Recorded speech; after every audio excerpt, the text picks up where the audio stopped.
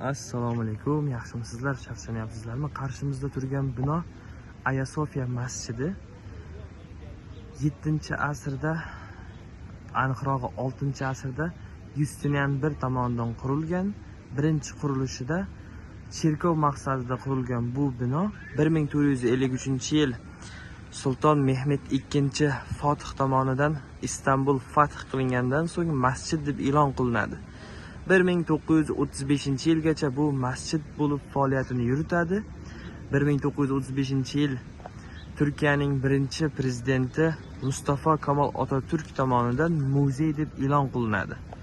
Shundan so'ng yaqinda yana Rajab Tayyip Erdo'g'on tomonidan masjid deb e'lon qilindi. Hozirgi kunda masjid va muzey bo'lib faoliyatini olib bormoqda. Ichkarida rasmlar bor. Namoz vaqti bu rasmlar yopiladi. Hozir hamma namozxonlar namozini ado qilib bo'lgandan so'ng chiqardi. Endi peshin vaqtigacha bu yer muzey sifatida faoliyat yuritadi. E'tiboringiz uchun rahmat.